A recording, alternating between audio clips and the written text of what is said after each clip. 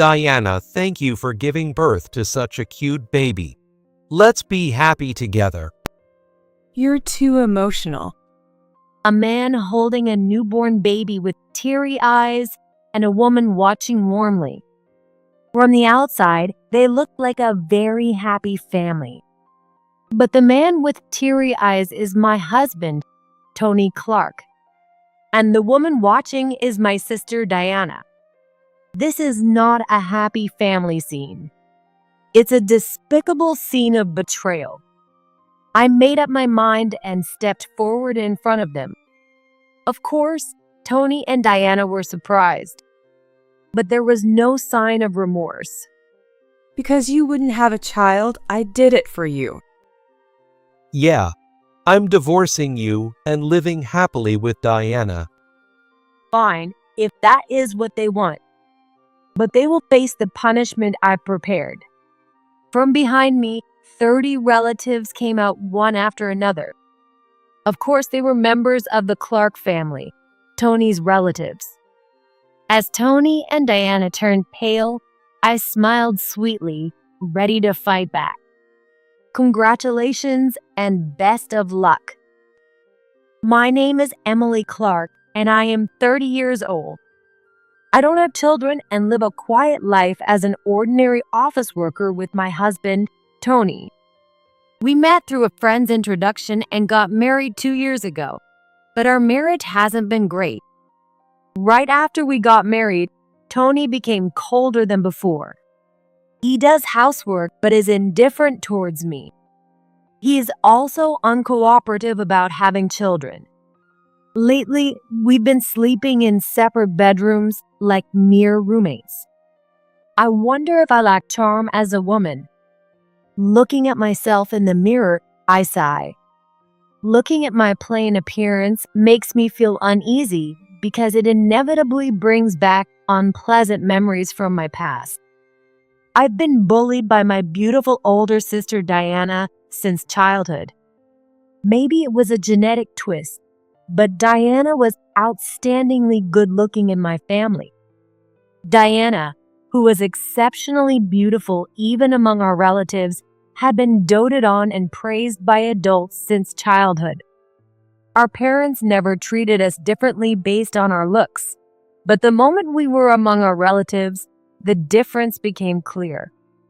Every time a relative said, "You could be a celebrity," or "You look like an actress," Diana's confidence grew, and she looked down on me for not being praised.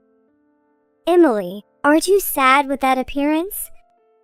No, I'm not. Really? I couldn't stand it. I'd be too embarrassed to live with a face like that, Diana would say, pulling my hair and mocking my face. I couldn't tell our parents about the bullying I faced from Diana when we were alone. I didn't want to make them sad. I didn't realize that my silence only encouraged Diana. My self-esteem, repeatedly crushed since childhood, was deeply damaged. I lost confidence and tried to live unnoticed. Even then, I couldn't escape from my sister Diana. She would soon take any man I liked. I was shocked when a senior I had a crush on in middle school started dating Diana. I am sorry, Emily. He was really persistent. It is okay. Well, he wouldn't go for you anyway. You can't help it. I remember crying all night and my eyes being red when I found out. But what shocked me even more was that Diana quickly got bored with that senior. When Diana dumped him so easily, it was as if she enjoyed seeing me in despair. I couldn't compete with her in either face or figure. So I focused on studying at least. We were opposite sisters. Around the time I started high school, my parents, who didn't seem to have such a bad relationship, suddenly got divorced. I was surprised by my parents' divorce. I went with my dad, and Diana went with my mom and moved away. I was so sad to be separated from my mom, but the relief of being away from Diana was greater. I have not seen Diana since then. Sometimes through my dad, I heard things like Diana started college or she's working as a secretary at a local company. But it went in one ear and out the other because I didn't care. When I got married, I soon informed my mom, but I didn't say anything to Diana. So I felt at ease. I would later come to realize, much to my dismay, that Diana was far more of a villain than I had ever imagined. One day, it was a middle school reunion. I didn't have good memories of middle school because of Diana, but I was blessed with great classmates. I spent nostalgic moments with old friends at a hotel venue. Among them, I reunited with my friend named Kate Wilson. She was the class president back then, a responsible and caring person. After chatting for a while, she said something surprising. By the way, I heard your sister Diana had a baby. Congratulations. What? A baby? I was taken aback by the sudden news, and Kate seemed surprised in a different way. Oh, sorry. Maybe I shouldn't have been the one to tell you. Her belly was so big, I thought you already knew. Actually, our parents divorced when we were in high school, so we lived separately. Diana had a baby? Kate nodded with a guilty expression. Kate, who works as a nurse at a hospital in the city. That's when she saw Diana coming in for prenatal checkup. Kate looked awkward because she felt bad about revealing a patient's privacy. Oh, I see. So your parents got divorced. Sorry, please keep this between us. Yeah, of course. But to think that Diana is pregnant. I hadn't heard anything about her getting married, so she's planning to be a single mom. I hadn't heard anything from my dad, but my mom would know the details. When I got home, I called my mom to confirm it. My mom, sounding tired, confirmed the truth. Yes, that's right. But she won't tell me who the father is. Yet Diana insists on having the baby. I've told your dad too, but there's nothing we can do since she's determined. I see. My dad must have been trying hard to hide it from me so I wouldn't worry. Even my mom, who had always promised not to trouble me, showed concern for me. Indeed, with my parents divorced, Diana's pregnancy had nothing to do with me. Feeling somewhat relieved, I hung up my phone. At that moment, Tony came home.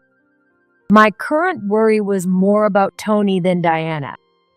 As usual, he didn't even look at me and just said coldly, I'll work overtime more often from now on. "Even more? Is your work that busy, period?" Of course it is. You wouldn't understand it, working at a small company. I'm going to be the next president. I'm not like you, just goofing around. It hurts to hear that, even though I'm not just goofing around. But when someone speaks to me strongly, I immediately become timid and can only say, "I'm sorry." As long as you understand. Satisfied with my reaction, Tony quickly headed for the bathroom. At that moment, I smelled a sweet fragrance wafted from him. It was a sweet scent reminiscent of women perfume, and I was startled. Could Tony be cheating on me? Is that why he's treating me so poorly? A woman flashed behind him. One Saturday, Tony had to stay overnight for his company training session. When I asked where it was and what kind of training, he wouldn't give me any details. He snapped, "Why do I have to tell you that? It's none of your business." This only made me more suspicious that he might be meeting someone else. With my anxiety, I received a call from an unexpected person. It was Diana. We had not been in touch since our parents' divorce. Wondering what she wanted, I nervously answered her call. Hello. Oh, Emily. Long time no see. Diana started talking with the same energy as before. She's already 31, but she still talks like a teenager. After some small talk, she got to the main point. I heard from Mom that you found out about my pregnancy. Yeah, Diana, are you really going to have the baby? Of course, yes. You'll be an aunt, so I'll let you know when my baby is born. That was fine, but I had to ask what I was worried about. Who's the father? Mom is really worried. Don't worry, I wasn't abandoned. It's just a bit complicated. Is it complicated? At that moment, I heard a man's voice calling her softly in the background. The low voice calling her name. The moment I heard that, chills ran down my spine. I am on the phone right now. Diana hurriedly covered the microphone and spoke to the person. Sorry, did you hear that? No, is anyone there? I forced myself to stay calm. I could not let her know that I had realized something. I decided it immediately. No, it's nothing. Diana seemed relieved and started wrapping up the conversation. She gave a chuckling goodbye. Talk to you later, Emily. After the call ended, I collapsed to the floor. 3 months later, I received a message from Diana. The baby was born safely. It's a cute baby boy. Attached was a photo of the adorable newborn, full of happiness. I simply replied, "Congratulations," to Diana, who had just gone through childbirth. Tony suddenly stood up from the couch. He began pacing nervously around the living room, gripping his phone tightly. Watching him calmly, I spoke up to him. "What's wrong, Tony? You seem awfully restless." It is nothing. Tony rarely mumbled like that. He didn't notice my cold gaze. Then 5 days later, Tony said he had an urgent matter and he went out. But I knew where he was heading. After seeing him leave, I quickly made arrangements. It was the retribution I had been preparing for him over the past 3 months. Once all the calls were made, I got into a taxi and headed to a certain place. I arrived at a big hospital in the city. As I waited at the entrance, I saw a happy-looking couple walking from the inside. The man, Tony, was holding a baby joyfully in his arms. Next to him stood Diana, looking pleased after her big task. Diana, thank you for giving birth to such a beautiful baby. Let's be happy together. You're too emotional. Today was Diana's discharge day. I was dizzy at the sight of a scene, but I could not afford to lose consciousness here. Steadying myself, I stood in front of the two as they unknowingly exited the hospital. Emily, Why are you here? Yes.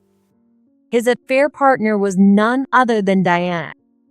The voice I heard on the phone that day was Tony's. I couldn't believe it at the first, but the investigation by the detective agency confirmed their affair. I crossed my arms and glared at them with unprecedented anger and disdain in my eyes. I came to visit Diana, but to think the other person was Tony. You both look very happy, but happiness built on an affair doesn't last long.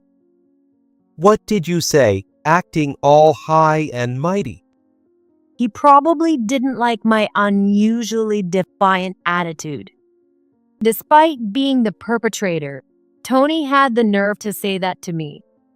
Standing next to him, Diana also scolded me as if I were the perpetrator. Because you never had a child, I did it for you. That is right. I'm divorcing you and living happily with Diana. Tony emphasized the word divorce. He probably thought it would shock me, but it had no effect for me. I was already prepared for the divorce. I came here today to make them understand. I raised my right hand. That was the signal to let them know they could come forward. Acting high and mighty, huh? Don't you all agree? Behind me stood about 30 allies. They were members of the Clark family, all Tony's relatives. Seeing them, Tony was stunned and nearly collapsed. Dad, Mom, even my uncles.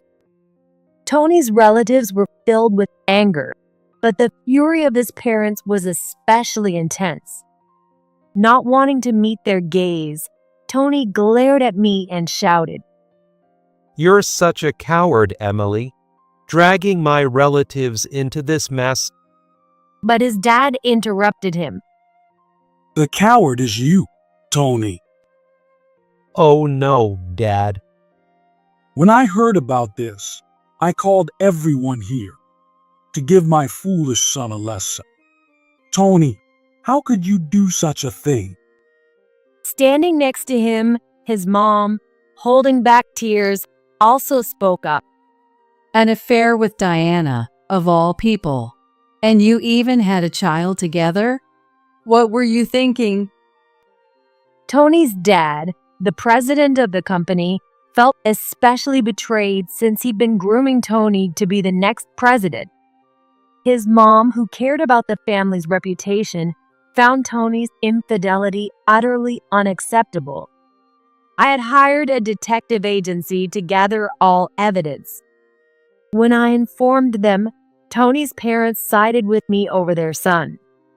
Tony had always been selfish, so he likely didn't have much trust from his parents. However, Tony himself showed no remorse for his actions. What do you mean? I'm going to divorce Emily and marry Diana. We're going to file the divorce papers and then the marriage and birth registrations. The order is correct, isn't it? I could not believe he had the nerve to say that. Before I could express my outrage, Tony's dad spoke up in anger. It's not about the order. It's about ethics. You lack so many things as a human being. Then his dad put a hand on the shoulder of a man standing nearby. You can't be the president like this. I've already decided that Alex will be the next president. Get out of the company. Are you sure, Dad? It was Alex, Tony's brother. Alex, my brother-in-law, looked at Tony with cold eyes. Tony, you've really disappointed me. If you can't even take care of your family, how can you take care of the company? Alex, you. Tony glared at Alex with a fiery gaze.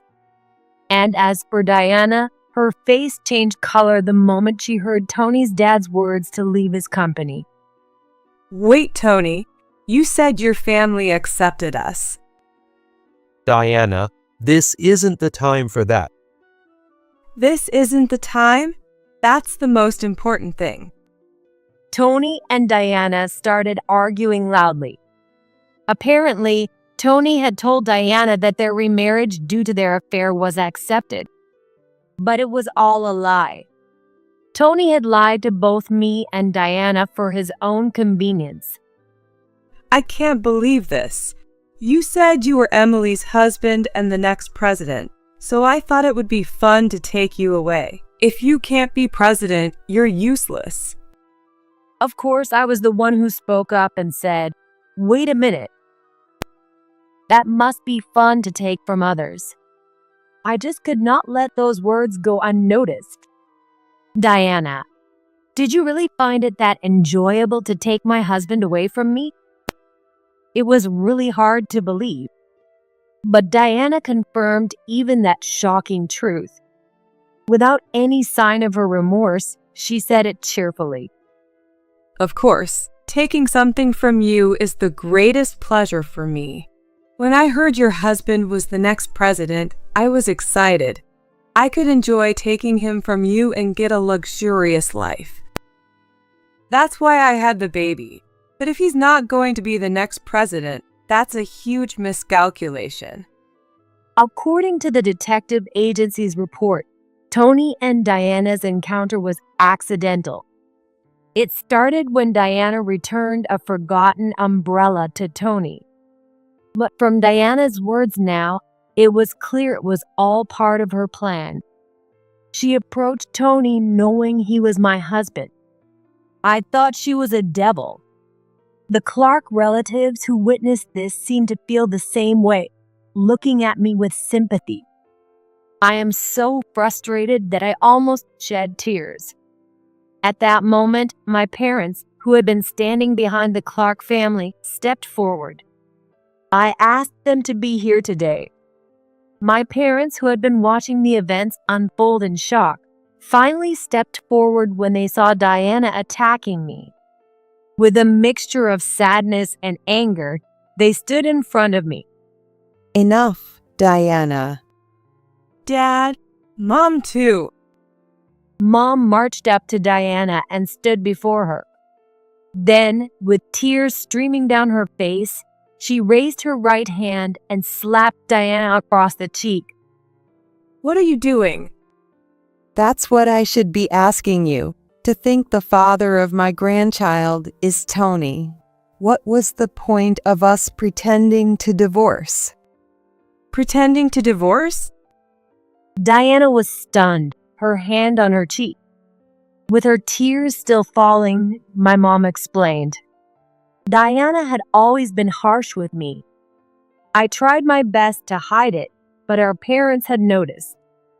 They had thought we were just a pair of sisters who didn't get along, but as we entered adolescence, they realized our relationship was far from normal.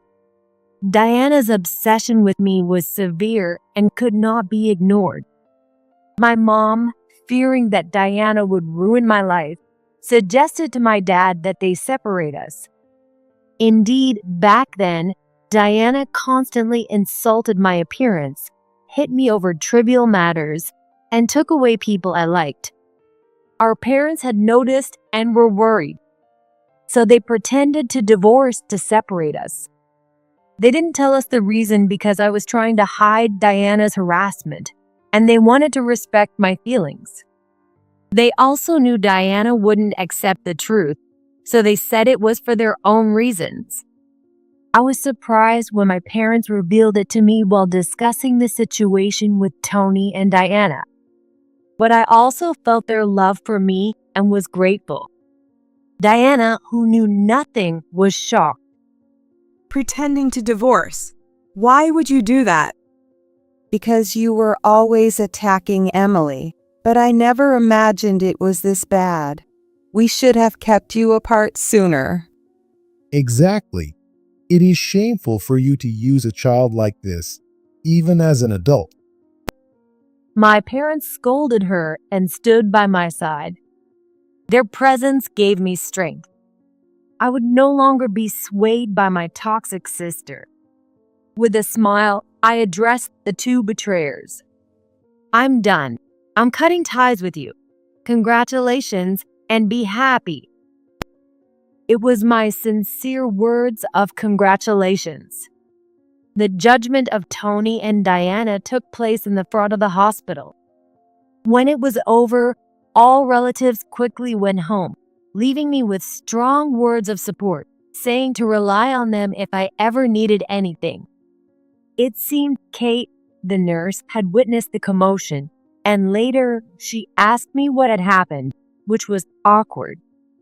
Still, I explained the situation, grateful for her help in discovering Diana's pregnancy.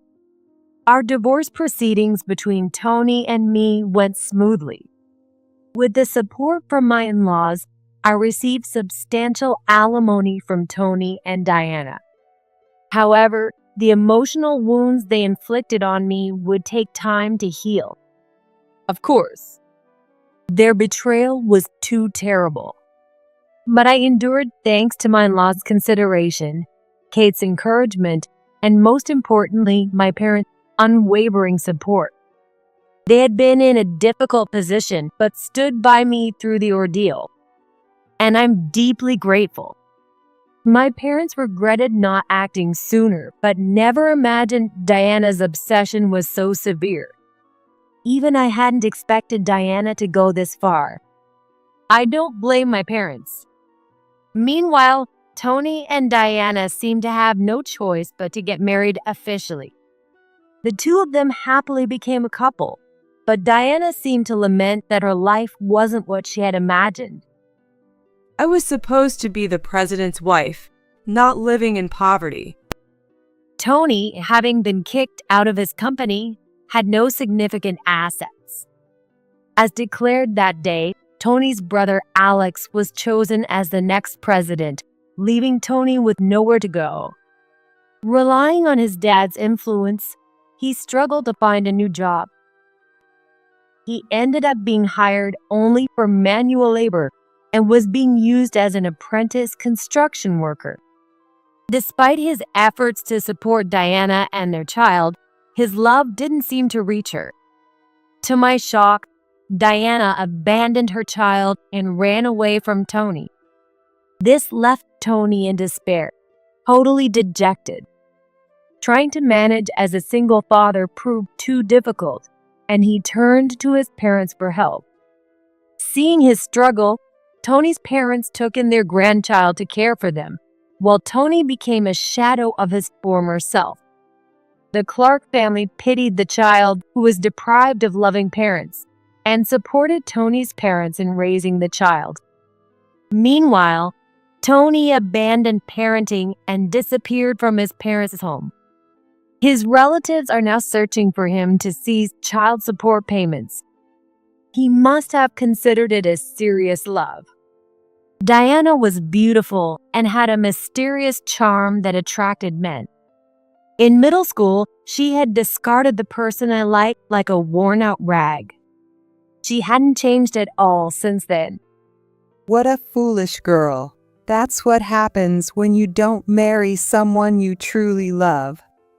Mom said sadly. As for me, I sold the house I shared with Tony and started living in an apartment. I also started going out with my parents occasionally. It was a gentle and peaceful time, like reclaiming the family bonding and happiness we had missed. I was finally beginning to heal my wounds from my childhood. After that, as I threw myself into my work, I was entrusted with a major project. Can someone like me handle being the leader? Emily, you have a strong sense of responsibility, and you're good at your job. Your patience is also one of your strengths. My boss, John, who appointed me as the project leader. But I still lacked my confidence. Do you really think so? I felt that my patience had only enabled Diana's behavior. However, John's next words struck a chord with me. Leaders need to endure a lot, but they must not be crushed by it and should be able to make decisions when necessary. I believe you have that strength. Thank you, John. Somebody had been watching over me. All my past efforts hadn't been in vain. With this newfound confidence, I accepted the role of leader and worked harder. Our small company, which Tony had belittled, began to thrive. I don't know how much of that was due to my efforts, but my superiors recognized my hard work. My salary have increased significantly, allowing me to live a more comfortable life. Enjoying my long-lost single life, I found myself 33 years old. 3 years had passed since the divorce scandal. That day, I came home to my apartment late at night. Despite being exhausted from my work, I felt fulfilled, but I was shocked to see the person standing in front of my door. The person was wearing a hood pulled low over their face and had their face wrapped in bandages. I instinctively took a defensive stance, thinking it was an intruder, a person who looks like a ghost. But when her eyes met mine and she spoke, I was shocked to recognize her. Emily, help me. That voice, Diana?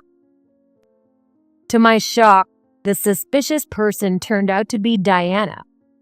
How did you find out where I live? I followed you from your office before. Diana shamelessly confessed to her stalker behavior. The skin visible from the edges of her bandages had a dull color. I could not understand why she looked like that, but Diana just kept crying. Not wanting to attract attention from passersby, I brought her inside. Once she calmed down with the tea I had made, she began to explain. Diana had suffered from her failed cosmetic surgery. Or rather, it was not a single failure. She had undergone multiple surgeries, faced skin problems, and kept fixing them, even altering her bone structure until she reached a point of no return. In essence, she had trapped herself in a vicious cycle. Now, she could not even go to work and had quit her job. Look at this. She showed me her face, which no longer resembled the beautiful Diana I once knew. Her skin was red like burn marks, and her nose and mouth had a different structure. I was stunned by her transformation. Why did you get surgery? You didn't need it. Diana, who had been praised for her beauty since childhood. But shaking her head, she said bitterly, It wasn't enough. I had to be even more beautiful. I needed to catch a better man and be happy this time. I shivered at those her words. Despite taking my husband, she still spoke like that. She had abandoned her baby and only cared about herself. And her efforts were completely misguided. She glared at me with a sharp look. Emily, you've really improved your appearance. You must be making a lot of money. I still need more surgery. Lend me some money. Why should I lend you money? You took my happiness from me. It was not just my husband. She had ruined many of my childhood memories. I had endured it all with my resilience, but I wasn't a child who could only endure anymore. I had resolved to judge Tony and Diana 3 years ago. Even if she begged, I wouldn't forgive her. You were born beautiful, but you wished for others' misfortune, and now you're suffering. You should face your heart, not your face. Emily. Diana, you found happiness in making me miserable, but happiness measured by others' misfortune isn't real happiness. Face yourself properly. What I had wanted to say for so long hit the mark. Diana broke down in her tears on the table. She was a foolish woman who had misunderstood happiness for many years. But I had no duty or compassion to save her. I quietly watched her small back. After a while, Diana, looking completely dejected, left with slumped shoulders. Her retreating figure looked weaker than ever. Diana, who had only found happiness in others' misfortune since childhood. Facing herself would be her challenging path. A year later, my mom, who occasionally checked on Diana, told me something surprising. Diana got a job? Yes, it's a temp job, but she's working as a building cleaner. I'm relieved she's finally working. My mom, who had gone through so much, now had significantly more gray hair. Diana, who used to work glamorously as a secretary. Because she was so prideful, I had braced myself for the possibility that she wouldn't work for a while. I was worried that my parents would have to bear the burden, so it was good news for me. Diana probably chose to be a cleaner because she would meet fewer people and could hide her face with a mask. But I wondered if a job chosen for such reasons would last. With a hint of unease, I watched the situation quietly. Sure enough, less than a month into her new job, Diana revealed her true colors. She stole cash from the first safe she encountered as a cleaner. To my surprise, her accomplice was Tony, who was supposed to be missing. It turned out the two of them had been secretly in contact all along. The company they stole from was one Tony had connections with during his previous employment, so he knew the location of the safe and the security details. Using their cunning, they planned and executed the crime. However, the security system wasn't so lax. They were quickly identified and arrested. The Clark family, who had been searching for Tony, was furious about this heinous act. Already holding a negative view of Tony and Diana due to my situation, the two had now completely turned the Clark family against them. Tony's parents, who had been diligently raising their grandchild, declared they would never forgive this betrayal. I do not care about that foolish son anymore. We're cutting all ties with him. Where did we go wrong? My mom, who met Tony's parents in court, told me they looked deeply distressed. Naturally, my parents also lost all affection for Diana. They told her that they wouldn't help her anymore, even after she finished her sentence for theft. Why are you abandoning me? Diana, you're an adult now. Reflect on your crimes properly and live independently. Just because we're family doesn't mean you can do whatever you want. We and Emily have our own lives. You need to stand on your own. My parents firmly conveyed this during a visit. Even Diana was left speechless and dejected.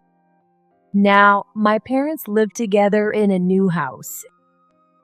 I've also moved to a different apartment, so Diana doesn't know where any of us live. Tony and Diana, who only thought of themselves and eventually turned to crime. What happens to them after their release is up to fate.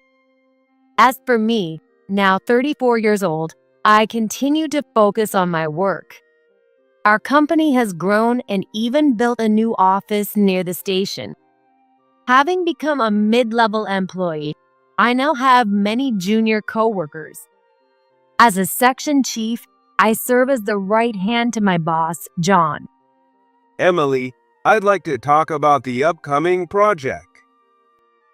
Sure. Should we meet in the conference room? John leaned in and whispered, I found a nice restaurant. How about we discuss it there? John, mixing work with private isn't appropriate. Oh, I'm sorry. John gave a slightly embarrassed smile at my admonishment. He's been approaching me recently. At first, I was confused, but I wasn't entirely opposed to the idea of someone I had admired for so long. However, my reluctance to marry again made it difficult for me to say yes. Still, he kindly says, I'll wait as long as it takes. I'm currently taking comfort in his patience. But if it's not about the project, then it's fine. What? A delicious restaurant. Won't you take me there? When I answered, John's face lit up. I'm gradually being drawn to his genuine nature, much like a big, friendly dog. It might take a bit more time, but I want to nurture this slowly. I finally found my own happiness.